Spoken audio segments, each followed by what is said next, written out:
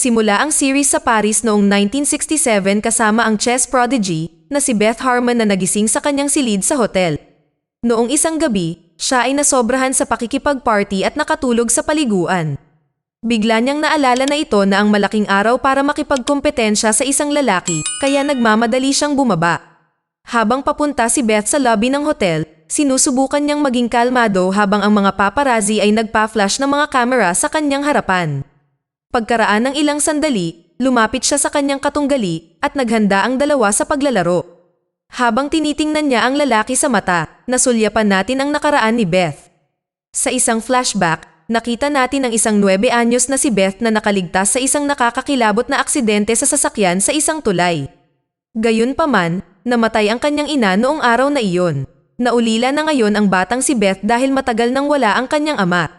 Siya ay ipinadala sa isang ampunan, kung saan ang warden ay nagpapakita sa kanya sa paligid. Hinikayat din niya ang batang babae na magkaroon ng pananampalataya at magpatuloy sa pag-unlad sa buhay. Nang maglaon, inutusan si Beth na pumila, kung saan ang ibang mga estudyante ay naghihintay ng kanilang pagkakataon na matanggap ang ilang uri ng mga tableta ng bitamina. Nakipagkaibigan siya sa isang estudyante na nagngangalang Jolene at ang dalawa ay nag-usap saglit.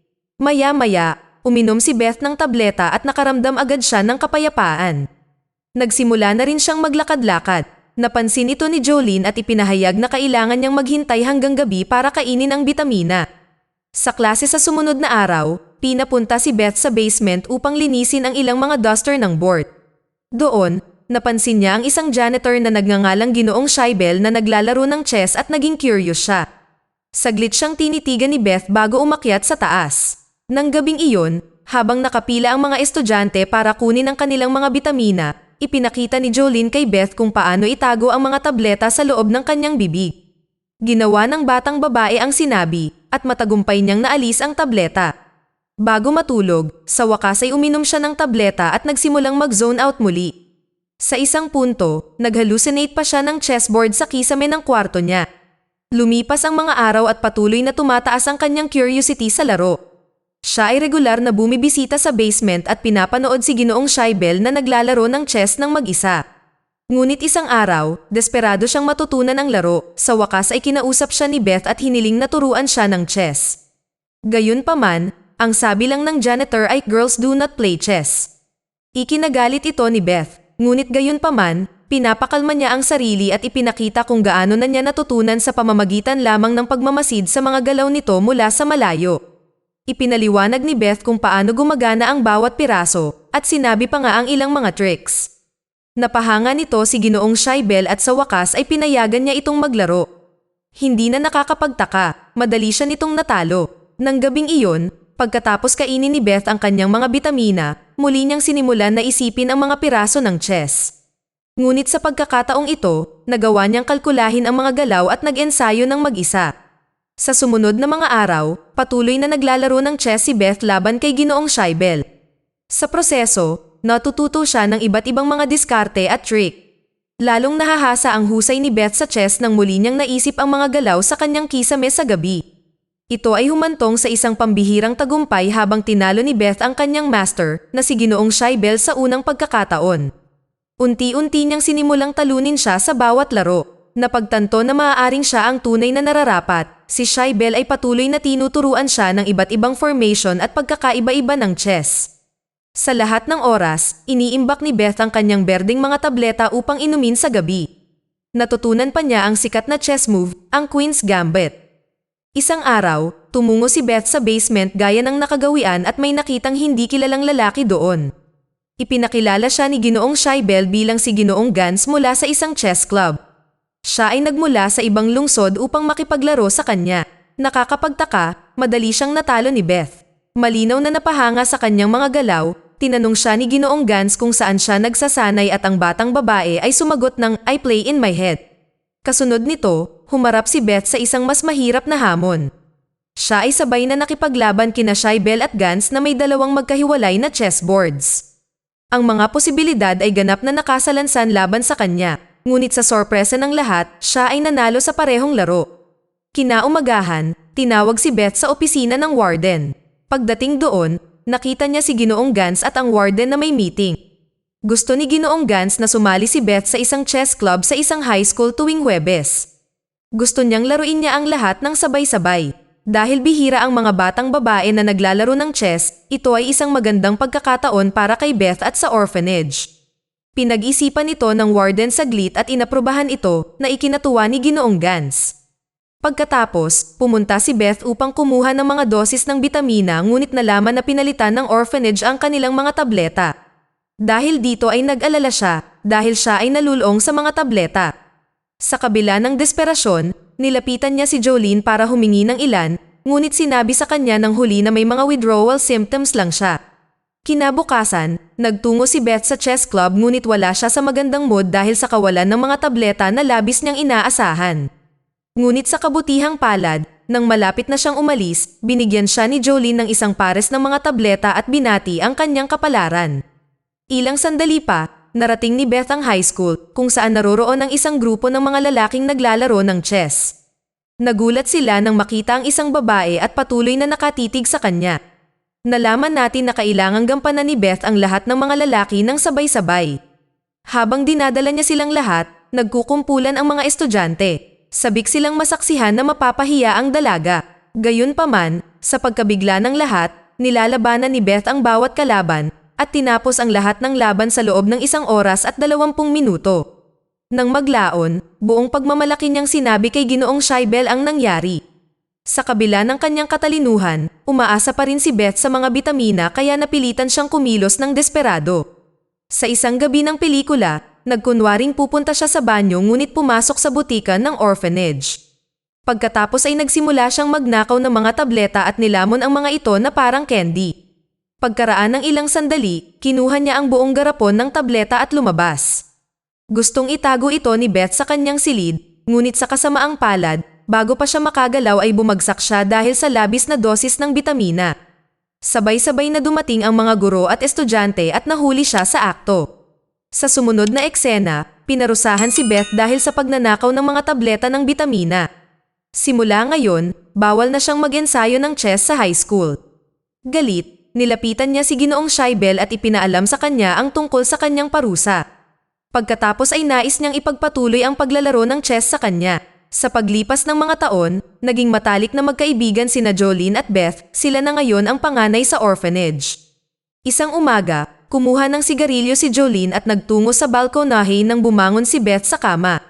Sumama siya kay Jolene at nakita nilang dalawa ang isang sasakyan na papasok sa bakuran ng bahay ampunan. Isang mag-asawa, na kilala bilang Ginoong at Ginang Whitley ay dumating upang mag-ampon ng isang bata. Nang maglaon, tinawag ng warden ang bawat estudyante sa kanyang opisina upang kausapin sila ng mga Whitley.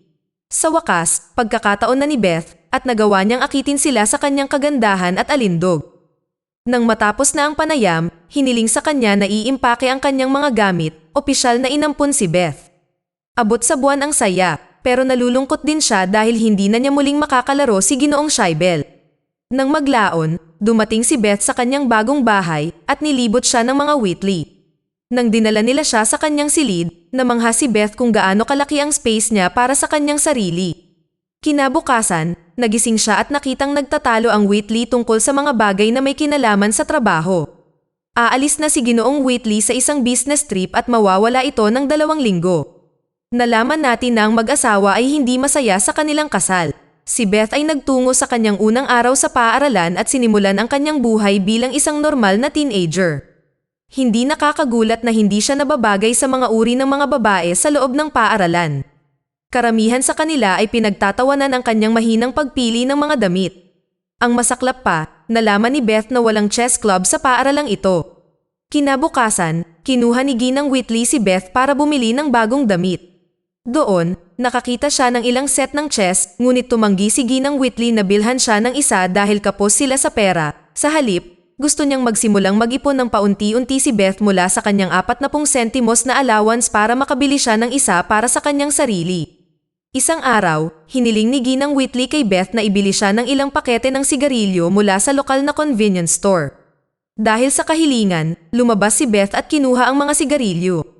Ngunit nang malapit na siyang umalis sa tindahan, nakita niya ang isang magazine na may kaugnayan sa chess. Gayunpaman, hindi siya pinayagan ng may-ari ng tindahan na magbasa ng libre, kailangan niyang bilhin ito. Halatang walang pera si Beth kaya ninakaw niya ang magazine. Pagdating sa bahay, binanggit ni Ginang Whitley na walang sapat na pera para patakbuhin ang bahay hanggang sa katapusan ng buwan. Nakakakuha lamang sila ng $70 mula sa kanyang asawa na napakababa. Dahil sa kanyang mga alalahanin, si Beth ay nakaisip ng isang ideya. Gusto niyang makilahok sa isang chess competition kung saan ang mananalo ay makakatanggap ng $100. Mayroong isang maliit na catch, bagaman ang entry fee ay $5. Hiniling ni Beth kay Ginang Whitley na pahiramin siya ng pera, ngunit tumanggi kaagad ang huli. Nang walang pagpipilian, sumulat si Beth kay Ginoong Scheibel, humingi ng $5 para makapasok sa chess tournament. Binanggit din niya na babayaran niya ito ng doble ng halaga kapag nanalo siya sa tournament. Nang ipapadala na niya ang sulat, muli siyang inutusan ni Ginang Whitley sa labas. Sa pagkakataong ito ay pagbili ng gamot. Muli na namang naobliga si Beth at nang mainom niya ang Payaldores, napagtanto niya na ito rin pala ang dating ibinibigay ng orphanage. Nang maglaon, binanggit ni Ginang Whitley na ito ang kanyang gamot sa katahimikan. Ibinigay ni Beth sa kanya ang bote ng tableta, ngunit kalahati pa lang ang laman dahil nainom na niya ang kalahati para sa kanyang sarili. Ngayong muli niyang nakasama ang kanyang vitamin pills, nagsimula na naman si Beth na mag-ensayo ng chess sa kisame. Kinabukasan ay nakatanggap siya ng sulat mula kay Ginoong Scheibel. Gaya ng inaasahan, pinadalhan niya siya ng $5. Dahil dito, agad na pumasok si Beth sa chess tournament. Pero pagdating niya sa venue, sinabihan siya ng organizers na walang women's section. Pinagtatawanan din siya ng mga ito at sinasabing umalis na siya. Gayunpaman, desidido si Beth at iginiit niya na walang batas na nagsasaad na hindi maaaring maglaro ng chess ang isang babae. Dahil sa rant, atubiling itinalaga siya ng organizer sa listahan ng mga kalahok. Ang unang kalaban ni Beth ay isang babae at mabilis niya itong natalo. Pagkatapos, pinanood niya ang state champions bago nakipaglaro sa susunod niyang kalaban. Sa ikalawang round, tinalo ni Beth ang kanyang kalaban at pinilit pa itong magbitiw. Bago magtapos ang araw, kailangan niyang makipaglaro laban sa isang binata na nagngangalang Towns. Siya ay isang kaakit-akit na tao kaya si Beth ay patuloy na nakatitig sa kanya habang naglalaro. Gayunpaman, hindi ito nakakaabala sa kanya mula sa laro at madali niya itong natalo. Sa kabila ng pagkatalo, si Towns ay talagang humanga sa kung gaano siya kagaling para sa kanyang edad. Pag-uwi niya, nakita ni Beth na sira ang silid ni Ginang Whitley. Tila iniwan siya ng kanyang asawa at ipinaalam lamang sa kanya sa pamamagitan ng telepono. Kinabukasan, bumalik si Beth sa paligsahan upang harapin ang kanyang huling kalaban, si Harry Beltic, ang kampyon ng estado. Nalaman natin na si Harry ay may pagmamataas tungkol sa kanya, sigurado siyang mananalo siya sa finals na late siya dumating sa tournament. Pagkatapos magsimula ng laro, si Harry ay agad na umakyat sa harap sa pamamagitan ng pagpapakita ng ilang mga kahanga-hangang galaw. Naramdaman ang pressure, pumunta si Beth sa banyo at nagpop ng tableta para maibsan ang kanyang nerbiyos.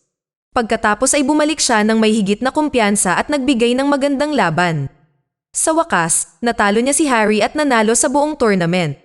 Dahil dito, naging sensasyon si Beth sa mga lokal na papel ng Kentucky. Nanalo siya ng $100 at umuwi siya dala ang tseke. Ikinalulugod ito ni Ginang Whitley at sa wakas ay sinimulan niyang kilalanin ang mga kakayahan ni Beth. Lumalabas na hindi niya alam na ang laro ay maaaring magbayad ng labis.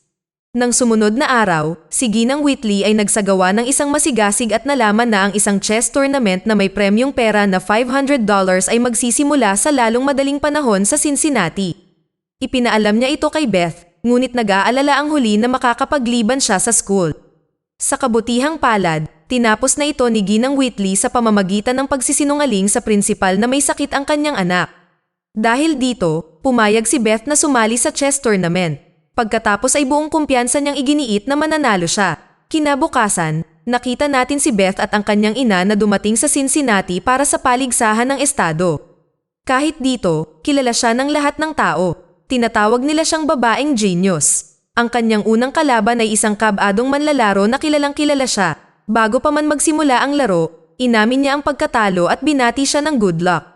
Ang mga organizers mula sa naunang torneo ay nagpakita din upang suportahan si Beth dahil sila ay naging kanyang numero 1 fan.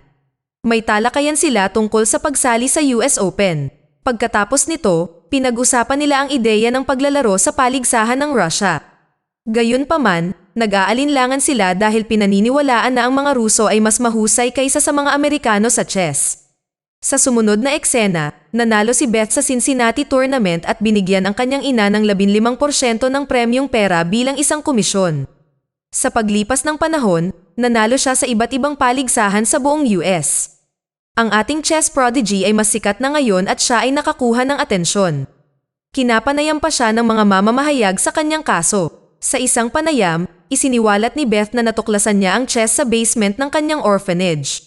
Ipinaliwanag din niya na ang isang janitor na nagngangalang Ginoong Scheibel ay nagpakita sa kanya ng ilang mga galaw. Idinagdag din ni Beth na ang kanyang mahusay na kakayahan sa chess ay nagmumula sa katotohanan na maaari niyang hulaan kung paano mag-evolve ang isang laro at sa makatuwid ay maglaro sa tamang paraan upang manalo. Lumipas ang 3 taon at nakita natin si Beth na dumating sa Las Vegas noong 1966. Isa na siyang maunlad na babae na nasa paanan niya ang mundo. Doon, nakilala niya si Towns, ang kaakit-akit na kalaban na nakilala niya sa Cincinnati.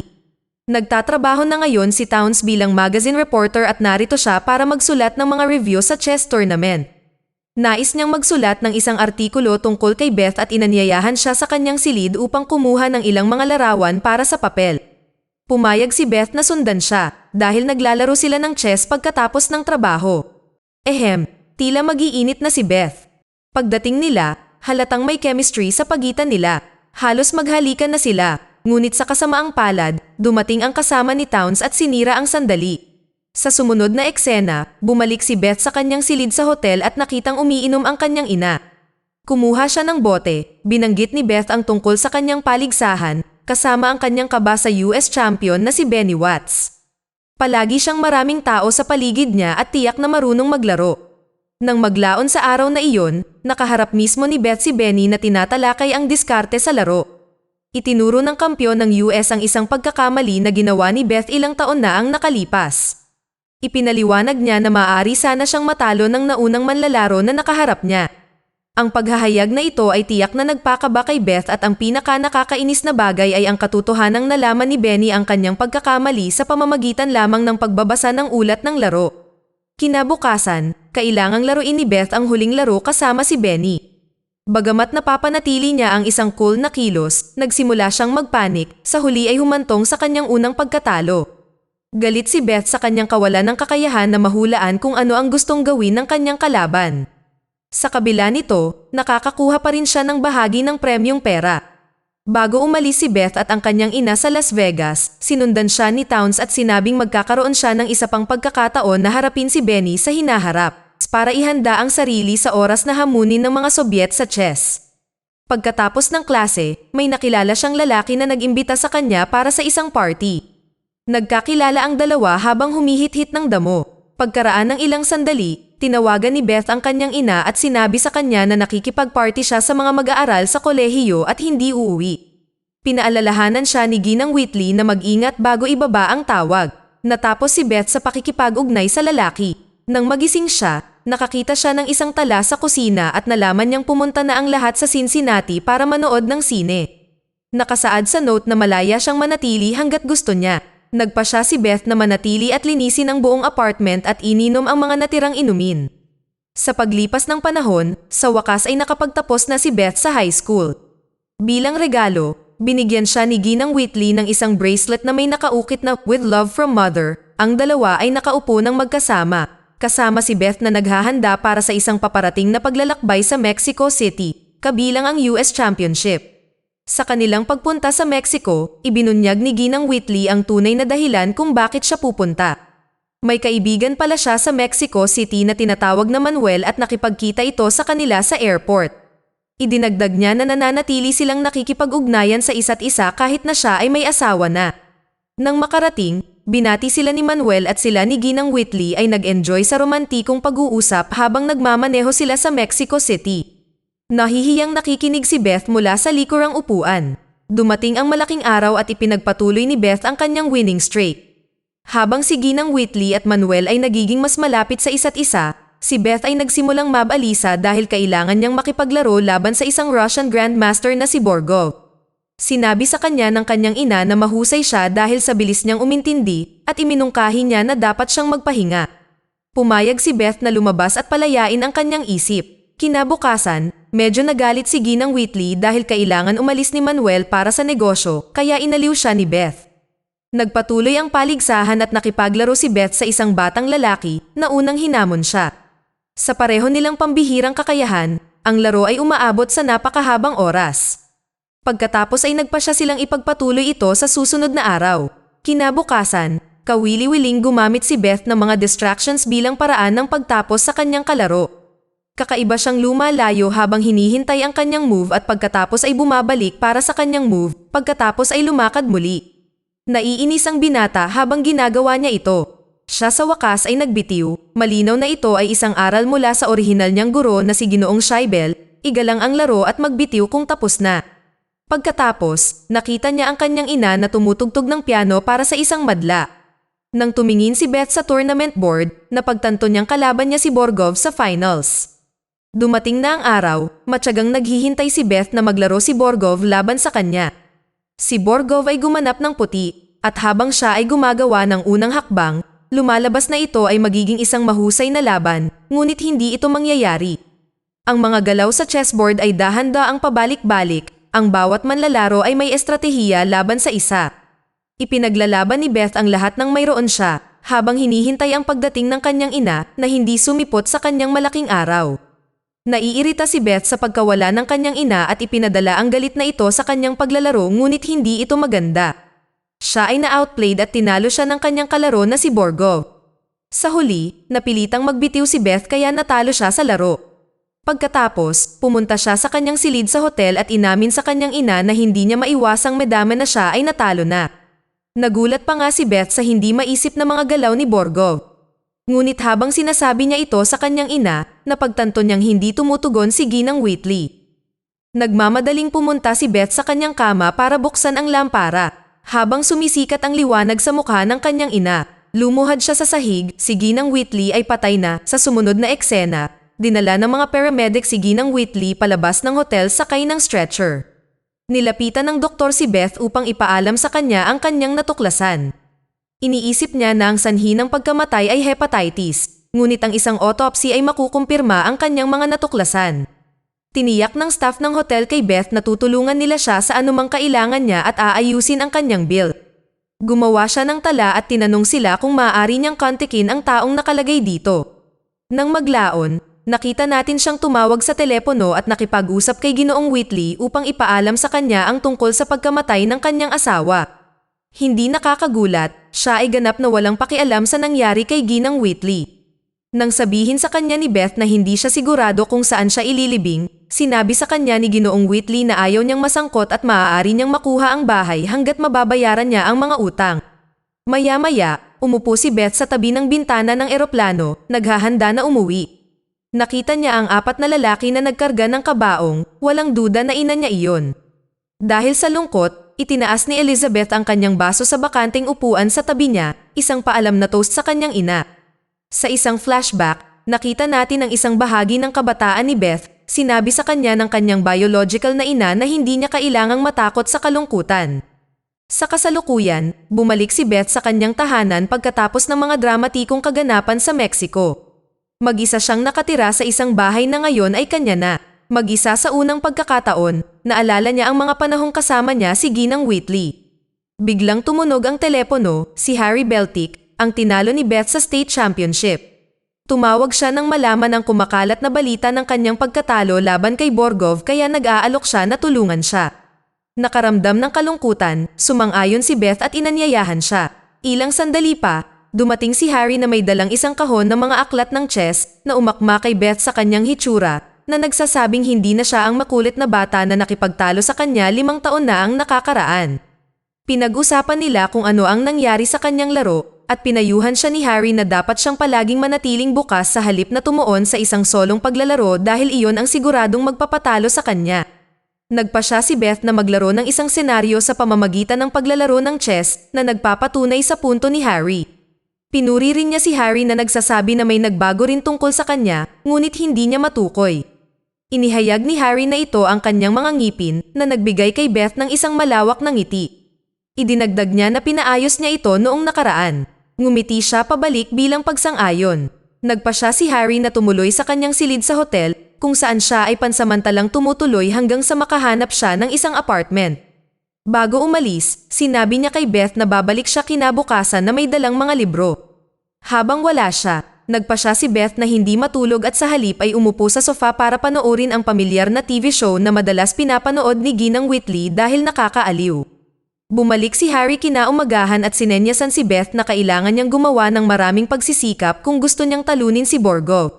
Sinabi niya sa kanya ang isang maikling kwento tungkol sa kanyang karera sa chess at ipinaliwanag kung paano talaga nakuha ni Borgov ang titulo ng world champion. Habang papunta si Harry sa banyo, napansin niya ang mga tableta ng bitamina sa kanyang banyo at nagpahayag ng pag-aalala. Nanatili siyang tahimik sa ngayon habang kinukuha ni Beth ang kanyang payo at sinimulang tingnan si Borgov na nauunawaan kung ano ang kaya ng Russian. Sa pagdaan ng mga araw, nag-e-enjoy ang dalawa sa isa't isa, patuloy sa paglalaro at pagtalakay ng chess. Bawat gabi, binabasa ni Beth ang tungkol sa karera ni Borgov at binigyan tayo ng isang flashback ng kanyang mga laban at mga panayam. Inihayag ni Harry na aalis siya sa kanyang hotel at lilipat sa isang apartment. Kailangan din niyang maghanap ng part-time na trabaho kaya hindi na siya makakarating ng madalas. Pagkatapos ay sinabihan siya ni Beth na lumipat sa kanya ng libre. By instinct, hinalikan siya ni Harry, pero mabilis siyang nag-sorry nang hindi tumugon si Beth. Pagkatapos ay sinabi niya sa kanya na hindi siya handa. Pagkatapos ay nagtabi sila sa huli. Sa kama, si Harry ay nagdududa at nag-iisip kung mas mabuting pumunta sa kanyang silid o manatili sa kanya. Nagsimula na siyang magkaroon ng damdamin para kay Beth ngunit ayaw niyang i-entertain ang paniniwala sa romansa sa ngayon. Kinabukasan, pumunta si Beth sa lokal na tindahan kung saan nakasalubong niya si Margaret, isa sa mga bully noong high school. Sinabi niya kay Beth na nagpakasal siya kaagad pagkatapos ng graduation. Sarcastic na sinabi sa kanya ni Beth na nag-e-enjoy siya sa chess life at sa paglalakbay dahil sa thrill of seeing the boys. Tinutukoy niya ang the boys dahil palagi siyang tinatanong ni Margaret tungkol dito noong mas bata pa sila. Nakita ni Beth na may anak na si Margaret at mukhang masaya rin si Margaret, ngunit iba ang sinasabi sa atin ng mga bote ng alak sa ilalim ng karwahe ng sanggol. Nang gabing iyon, muling nag-usap sina Beth at Harry tungkol sa chess, ngunit sa pagkakataong ito, nakita natin si Harry na sinusubukang ipagtapat ang kanyang pagmamahal sa kanya. Sinabi niya sa kanya na siya ang dahilan kung bakit siya nagpaayos ng ngipin at naghihintay siya sa kanyang pagbabalik, ngunit agad na umiwas si Beth sa usapan at iniba ang paksa. Inanyayahan lang siya ni Harry sa isa pang laro ng chess. Sa sumunod na laro, pinuna ni Beth ang kanyang mabagal na estilo ng paglalaro na nagudyok sa kanya na tawagin siyang masyadong matalas at umalis.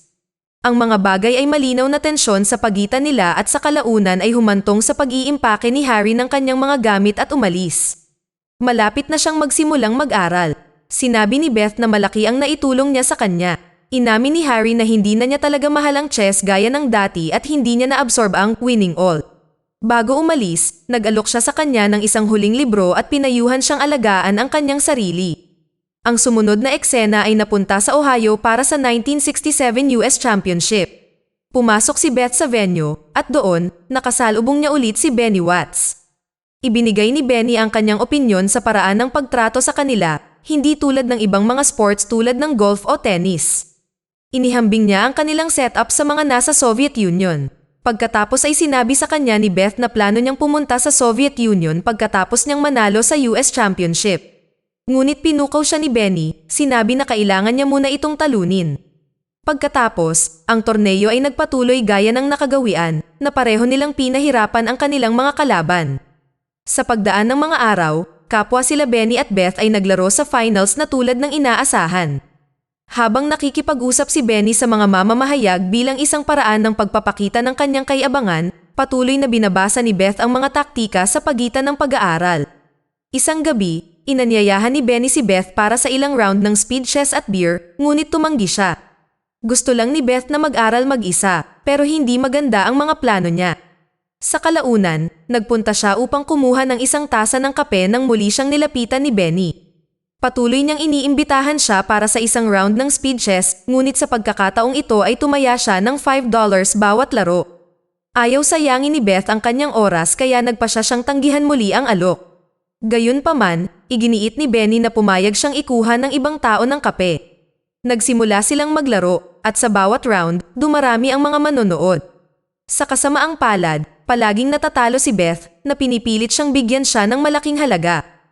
Kung mas maraming natatalo si Beth, mas maraming madla ang nagtitipon sa paligid. Bumalik si Beth sa kanyang silid sa hotel na ganap na nabalisa at napakasensitibo. Nagsimula siyang magduda sa kanyang mga kakayahan. Sa kabila ng pagkabigo, natulog lang si Beth sa kanyang mga problema. Kinabukasan, tinanong ni Beth si Benny kung ang layunin niya ay gawin siyang tanga. Itinanggi niya ang kanyang tanong at sinabi na siya ang pinakamahusay na manlalaro sa paligid at siya ang pinakamahusay sa pabilisan sa chess. Gayunpaman, si Beth ay nagpakumbaba sa paulit-ulit na pagkatalo. Humingi ng paumanhin si Benny para sa speed chess gig at inamin na hindi niya siya sinusubukang pahirapan. Inamin din niya ang paglalaro ng chess games sa loob ng kanyang ulo. Naglaban sila sa isa't isa sa final, madali niya itong natalo sa 30 galaw na may ganoong kredibilidad. Di nagtagal, uminom sina Benny at Beth sa bar at galit na galit si Benny sa mabilis na pagkatalo. Siya ay humingi ng payo sa kanya tungkol sa Moscow Invitational dahil ang nagwawagi sa US State Championship ay karaniwang iniimbitahan. Lumalabas na hindi alam ni Beth na naimbitahan siya sa Moscow Invitational kasunod ng kanyang pagkapanalo. Pagkatapos ay inalok ni Benny ang kanyang sarili na maging kanyang tagapagsanay dahil alam niya kung paano maglaro ang mga Ruso. Pagkatapos ay inanyayahan niya itong pumunta sa New York. Sa huli, pagkatapos ng maraming pag-iisip, tinanggap ni Beth ang kanyang alok. Sa isang flashback, pinayuhan si Beth ng kanyang biological mother na darating ang mga lalaki sa kanyang buhay upang turuan siya ng iba't ibang bagay, ngunit hindi ibig sabihin ay mas matalino sila kaysa sa kanya. Pinayuhan din siya na karamihan sa mga tao ay magpapasya sa anumang bagay para lang sabihin na mayroon sila. Sa kasalukuyan, nagmamaneho sina Beth at Benny patungong New York para simulan ang kanyang pagsasanay. Habang nagmamaneho, naglalaro sila ng chess sa pamamagitan ng pagbigkas ng mga tala sa kanilang ulo. Ipinagpatuloy din ni Beth ang pag-aaral ng Russian habang nasa biyahe. Sa kalaunan, nakarating sila sa rundown na apartment ni Benny sa New York. Inilatag niya ang lahat ng kanyang mga nagawa sa chess. Mukhang nagulat si Beth sa lugar at medyo natagalan siya para makapag-adjust. Dinalhan siya ni Benny ng airbed at sinabi sa kanya na walang alak sa apartment. Kinabukasan, nagsanay ng husto sina Benny at Beth. Hindi sila umaalis ng apartment maliban para bumili ng mga gamit. Karamihan sa kanilang mga araw ay ginugugol sa harap ng isang chessboard o pag-aaral ng mga sikat na laro. Nagre-replay ng play pagkatapos ng play para mapantayan ni Beth ang pinakamahuhusay na manlalaro sa mundo, ang mga Soviet. Isang gabi, nag-imbita si Benny ng ilang kaibigan at ipinakilala sila kay Beth. Sila ay sina Hilton, Arthur, at Cleo. Mabilis na nakilala ni Beth ang babaeng kaibigan, si Cleo sa kusina. Sinabi niya kay Beth na pinigilan siya ng mga kaibigan niya na magpakamatay. Pagkatapos maghanda ng pagkain, inanyayahan ni Benny si Beth na makipaglaro sa kanilang tatlo ng sabay-sabay, ngunit may iba siyang plano. Tumaya siya ng $10 bawat isa para maglaro ng speed chess at tatalunin niya silang tatlo. Sumang-ayon si Benny at nagsimula ang laro. Naglaro sila ng 3 round at tinalo niya silang tatlo ng sabay-sabay ng paulit-ulit ng may bilis. Sa kalaunan, itinigil ni Benny ang paglalaro at sinabi kay Beth na sa wakas ay nakuha na niya ito. Sinabi niya sa kanya na walang nakagawa ng ganoon sa kanya sa loob ng 15 taon. Sinabi ni Beth na walang epekto sa kanya ang alak na ibig sabihin ay nakakatulong ito sa kanyang focus. Ang sumunod na eksena ay naputol sa pagdating ni Beth sa Paris noong 1967. Dumalo siya sa isang komperensya at sumagot sa mga tanong, kabilang ang mga tanong tungkol kay Borgov. Ipinaalam ng press kay Beth na may mga nagsasabi na masyado siyang glamorous para seryosohin pagdating sa chess. Tumugon siya sa pagsasabing mas madaling maglaro ng chess nang walang pasan ng Adam's apple. Tinanong siya ng isa pang reporter kung inaabangan niya ang isang rematch laban kay Borgov. Isang matunog na oo ang tugon ni Beth. Idinagdag niya na palagi niyang sinusuri ang mga laro ni Borgov, lalo na ang kanilang laban sa Mexico City. Sa wakas sa paligsahan, ito ay Beth versus Borgov. Isang gabi, tinawagan siya ni Cleo habang nasa Paris siya, tinanong niya ito kung gusto niyang uminom. Natukso si Beth at kalaunan ay sumuko at sumama sa kanya. Magsisimula na ang tournament, at gaya ng dati, isa-isang tinatalo ni Beth ang kanyang mga kalaban. Pagkatapos ng ilang round, nilapitan siya ng staff na nagsasabi na ang kanyang susunod na laban, ang huling laban ay laban kay Borgov. Noong gabi bago ang finals, habang naghahanda si Beth para sa kanyang laban, nakatanggap siya ng tawag sa telepono. Dahil nasa Paris din siya, tinanong ni Cleo si Beth kung gusto niyang uminom. Magalang siyang tumanggi, ngunit kahit papaano ay natukso si Beth at kalaunan ay sumuko at sumama kay Cleo. Pagkatapos ng ilang inuman, ipinahayag ni Beth na 9 love siya kay Towns. Si Cleo ay nagmungkahi ng isang toast para sa walang katumbas na pag-ibig at nagpatuloy upang aliwin ang mga lalaking matagal nang nakatitig sa kanila. Kinaumagahan, nagising si Beth sa paliguan, uminom siya ng tableta at iniwan si Cleo sa kanyang silid. Napagtanto na huli na siya para sa malaking araw, tumungo siya sa laro nila ni Borgov pagkatapos mabilis na maghanda. Halatang hangover pa si Beth sa party kagabi. Sinusubukan niyang kontrolin ang kanyang sitwasyon, ngunit habang tumatagal ang laro, lumalala siya. Kailangan niyang uminom ng tubig at naramdaman ni Borgov na hindi siya handa. Sumama si Cleo sa madla at nagsimula siyang magpanik at humingi ng karagdagang tubig. Pagkatapos ng ilang galaw, malinaw na matatalo siya sa laro. Isang luha ang tumulo sa kanyang pisngi at nagbitiw si Beth. Umalis siya nang hindi nagsasalita o nagpaabot ng kanyang kagandahang loob kay Borgov. Nang maglaon, tinawagan siya ni Benny, hiniling na bumalik siya sa New York. Ngunit nais ni Beth na mapag-isa sa sandaling ito. Ang masama pa nito, kailangang asikasuhin ni Beth ang legality ng bahay pagka-uwi niya. Tumawag ang kanyang abogado na nagsasabi na ayaw pirmahan ni Ginoong Whitley ang mga papeles para gawing legal na may-ari ng bahay si Beth. Nang maglaon, dumating si Ginoong Whitley kasama ang kanyang abogado upang pag-usapan ang mga bagay-bagay. Direkta siyang kinausap ni Beth at sinabihang tuparin niya ang kanyang pangako dahil inampun siya nito. Malinaw na walang pakialam si Ginoong Whitley sa kanya, ni wala siyang pakialam sa kanyang asawa na si Ginang Whitley. Inamin niya na ayaw niyang ampunin siya at pinirmahan niya lang ang mga papeles para ikulong si Ginang Whitley. Ngayon ay gusto niyang ibenta ang bahay kaya kailangan ni Beth na lumipat sa ibang lugar. Inalok ni Beth na bilhin ang bahay, ngunit ibawas niya ang ibinayad niya para mailibing ang kanyang asawa. Nag-aalangang sumang ayon si Ginoong Whitley at galit na umalis. Pagkatapos noon, nagpa siya si Beth na baguhin ang bahay dahil sa wakas ay kanya na ito. Inalis niya ang mga lumang kasangkapan at pinalitan ang wallpaper. Pagkaraan ng ilang sandali, nakatanggap siya ng liham mula sa Christian Crusade, isang non-profit na organisasyon na gustong tumulong sa kanyang mga pinansyal na pangangailangan para sa Moscow Invitational. Tinalakay ni Beth ang tungkol sa organisasyon kay Benny sa telepono. Sinabi niya sa kanya na ito ang parehong grupo na tumulong sa kanya nang pumunta siya sa Moscow. Sinabi niya sa kanya na kunin ang pera at pumunta sa kompetisyon. Napatulala, tinanong siya ni Beth kung bakit gagastos sila ng maraming pera sa kanya. Sumagot si Benny na gusto nilang talunin niya ang mga komunista para kay Jesus. Habang nasa telepono, sinabi sa kanya ni Benny na nami-miss niya siya, na nagpapahiwatig ng pagnanasa na buhayin muli ang kanilang relasyon, ngunit hindi tumugon si Beth. Habang naghahanda para sa isang lokal na paligsahan, nagpa siya si Beth na kumain sa labas tulad ng dati nilang ginagawa ni Ginang Whitley para sa kasiyahan at para maalis sa isip niya ang mga bagay-bagay. Gayunpaman, kung ano ang nagsisimula bilang isang maliit na kasiyahan ay nagtatapos sa kapahamakan. Masyado siyang uminom kaya puro bote lang ang laman ng basurahan niya. Patuloy na ginugugol ni Beth ang kanyang oras sa bahay sa pagsasayaw, pag-inom, at paninigarilyo. Muntik na siyang mamatay nang mahimatay siya at tumama ang ulo sa coffee table niya. Kasabay nito, kumatok si Harry sa kanyang pintuan, ngunit walang sumasagot dahil wala pa ring malay si Beth. Nang matauhan siya, narinig ni Beth ang pagtunog ng telepono.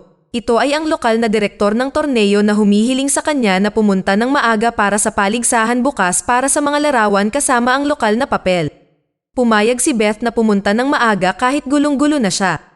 Kinabukasan, pumunta siya sa tournament kung saan nakabangga niya ang isang babae. Siya rin ang babaeng nakasama ni Beth sa kanyang unang laban sa state championship. Personal na pinasalamatan ng batang babae si Beth para sa kanyang ginawa sa pamamagitan ng pagpapakita sa mundo na ang mga kababaihan ay maaaring maging mahusay sa mundo ng chess. Pagkatapos ng kanilang pag-uusap, lumabas siya para manigarilyo kung saan nakita niya si Harry. Hinarap niya si Beth, sinabing nag-aalala siya sa kanya at kailangan niya ng tulong. Nakita niya siya sa supermarket mula sa opisina dahil siya ang assistant manager doon at sinabi sa kanya na nagiging alcoholic na siya. Umaasa siya na matutulungan niya ito mula sa kanyang karanasan dahil ang kanyang ama ay alcoholic din. Sinabi ni Harry na hindi niya gustong maranasan ni Beth ang parehong kapalaran ng kanyang ama. Binati niya siya ng good luck at umalis nang mapagtanto niyang hindi siya nakikinig sa kanya. Pagkatapos nito, hindi na dumalo si Beth sa paligsahan at sa halip ay umuwi. Maya-maya ay nakatulog si Beth at nagising siya nang may kumatok sa kanyang pinto.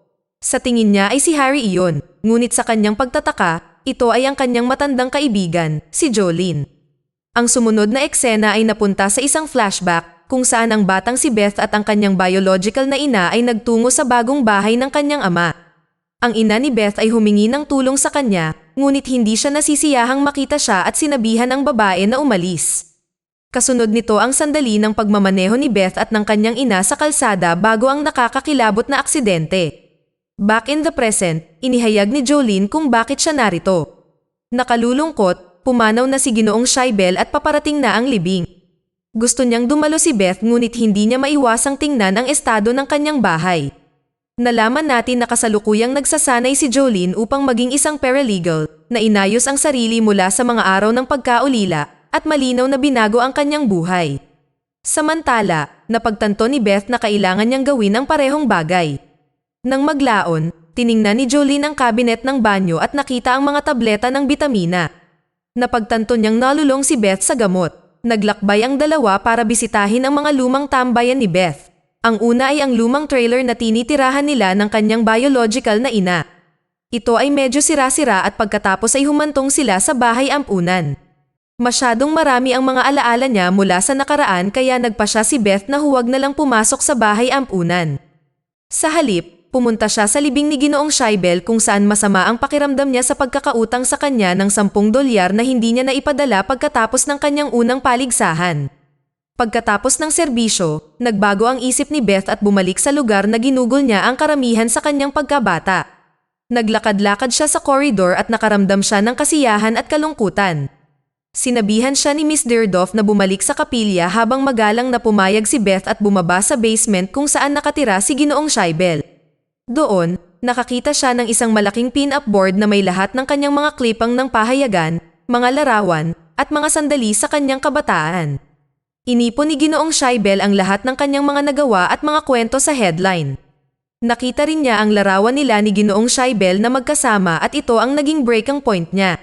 Nanghihinayang si Beth sa hindi pagbisita sa kanyang master noong nabubuhay pa ito. Napagtanto niya na si Ginoong Shaibel ay talagang nagmamalasakit sa kanya at mahal na mahal siya. Sobra-sobra na ang pagtitiis niya at umiyak si Beth sa sasakyan kasama si Jolene. Pag-uwi, binisita ng Christian Crusade si Beth at gusto nilang gumawa siya ng pahayag laban sa komunismo dahil sa tingin nila ay nagpapakalat ito ng ateismo. Ngunit iniiwasan ni Beth ang kanilang mga paniniwala at nagpa siya na ibalik ang kanilang ginastos sa kanya sa ngayon. Nangangahulugan ito na kailangan niyang pamahalaan ang pagpopondo sa kanyang sarili para sa paglalakbay sa Moscow. Nang walang ibang mapupuntahan, tinawagan ni Beth si Benny at humingi ng pera. Gayunpaman, wala siya nito, lalo na pagkatapos niyang iwan siya sa New York. At kalaunan ay sinabihan siyang huwag nang tumawag muli. Kailangan ni Beth ng pondo sa lalong madaling panahon, kaya tumawag siya sa mga awtoridad at bangko, ngunit walang handang tumulong sa kanya. Nang maglaon, habang naglalaro kasama si Jolene, inamin niya ang pagsisisi sa pagbili ng bahay. Nag-alok si Jolene na babayaran ang biyahe ni Beth. Gusto niyang suportahan si Beth na parang pamilya. Ang eksena ay lumipat sa Russia noong 1968. Bilang bahagi ng kanyang paglalakbay, si Beth ay may seguridad mula sa Departamento ng Estado. Inilatag ng kanyang seguridad ang mga patakaran sa eroplano tulad ng kailangan niyang magulat ng anumang kainahinala at hindi siya pinapayagang uminom. Patuloy na kinukot siya ni Beth ang komplikadong mga patakaran dahil ang ilan sa kanila ay kulang sa common sense. Sinabihan pa siyang manatili sa kanyang hotel at ipinagbabawal na makipag-usap sa sinuman. Sa araw ng paligsahan, nanalo si Beth sa kanyang unang laro at nananatili sa mga patakaran. Nagulat ang mga Ruso nang makita ang isang babaeng katulad niya na naglalaro sa World Championship dahil wala pang babae na nakipaglaro laban sa isang lalaki. Patuloy na nanalo si Beth sa kanyang mga laro at mas maraming round ang kanyang napanalo. Ang kanyang kasikatan ay tumataas sa mga lokal kung saan kailangang pumirma si Beth ng maraming autograph. Siya ay naging isang sensasyon sa Russia. patuloy na tinatalo ni Beth ang mga kakilakilabot na Grandmaster. Sa isa sa mga laro, kailangan nilang ipagpaliban dahil gabi na. Bago siya tumungo sa kanyang silid, nakita niya ang kanyang pinakabagong kalaban kasama si Borgov na sinusubukang planuhin ang kanyang pagkatalo. Nang gabing iyon, nagpraktis si Beth ng mga dula. Nang nagpatuloy ang laro sa sumunod na araw, tinalo niya ang Grandmaster. Sinabi sa kanya ng kalaban na siya ang pinakamahusay na manlalaro ng chess na nakalaro niya sa pamamagitan ng pagbaw. Tinalo rin niya ang kanyang pangalawang kalaban ngunit napagod siya ng husto sa proseso dahil sa napakahirap na mga laro. Nang gabing iyon, pumunta si Beth sa kama at naalala ang kanyang biological na ina na tinatawag siyang problema. Hiniling sa kanya ng kanyang ina na ipikit ang kanyang mga mata habang pinapabilis niya ang sasakyan. Pagkatapos ay inubos ni Beth ang kanyang mga bitamina at binuhos ang mga ito sa banyo. Nalaman natin na sa final, muli siyang maglalaro laban kay Borgov. Dumating ang huling araw at lahat ng mata ay nakatutok kay Borgov at Beth habang nakikipagkompetensya sila sa kanilang pambihirang kakayahan sa chessboard. Habang nagpapamalas ang dalawa ng kanilang mga hakbang, nananatiling nabibighani ang mga tao sa larong nauna sa kanila. Sa kalagitnaan, nagpa siya si Borgov na mag-postpone. Habang nanonood ang mundo, sinubukan ni Beth na manatiling mahinhin sa kabila ng pagpupumilit ng kanyang ahente na makipag-usap sa press. Sa paglabas ay binanggit niya si Shaibel sa napakalaking impluwensya nito, binigay niya sa kanya at pinayuhan silang e-print ang kwento. Bago pa man siya makaalis, isang pamilyar na mukha ang lumitaw sa nakaraan. Ito ay si Towns. Niyakap nila ang isa't isa bago pinag-usapan ang magkaibang kapalaran sa kanilang buhay. Bilang isa pang tanda ng magandang balita, tumawag sina Harry, Benny, at lahat ng mga lalaki mula sa New York upang bigyan si Beth ng mga tip at estratehiya kung paano tatalunin si Borgov. Sa lahat ng makikinang naisip na pinagsama-sama, ginamit ni Beth ang lahat ng kaalaman na ito habang naghahanda siyang pumasok para sa kanyang malaking tagumpay. Sa sumunod na araw, ang huling laro ay nagsisimula na, at ito ay tense gaya ng dati. Huminga ng malalim si Beth at sa wakas ay naunawaan niya na hindi na niya kailangan ang mga tableta para magamit ang kanyang kapangyarihan. Nakikita niya ang chessboard sa kisame na walang mga tableta sa unang pagkakataon. Habang patuloy silang naglalaro, humiling si Borgov ng draw. Naniniwala ang madla na dapat tumira si Beth ngunit taimtim siyang umiling. Ito ay tungkol sa katapusan ng laro para sa kanya. Ginawa ni Beth ang kanyang huling hakbang at mukhang nanalo siya dahil alam niya kung ano ang kanyang nakamit. Isang ngiti ang lumabas sa mukha ni Borgov habang tinitignan siya sa mata na nagsasabing the game is yours. Nagbitiw siya at bilang bagong world champion, pinalakpakan si Beth ng karamihan. Kasunod nito, ang panalo ay nagbalik ng isang alon ng publisidad sa Amerika kung saan inanyayahan si Beth na maglaro ng chess kasama ang Pangulo sa White House. Malaking bagay na natalo niya ang mga Soviet sa sarili nilang laro. Sa halip, nagpa siya si Beth na hindi bumalik sa Amerika sa ngayon at tamasahin ang kaligayahang nakamit niya. Sa huling eksena, naglalakad si Beth sa iba't ibang manlalaro ng chess sa parke sa Moscow at nasisiyahan sa biglaang pagbubunyi na natatanggap niya mula sa mga lalaki at babae doon. Hinikayat siyang maglaro ng chess sa mga lokal doon na malugod niyang sinang-ayunan na gawin. Dito na nagtatapos ang kwento. Sana ay nagustuhan nyo. Mag-subscribe na kung hindi ka pa nakasubscribe. Pindutin na rin ang notification bell at like button upang matulungan ang channel and leave a comment down below. And as always, thank you for watching.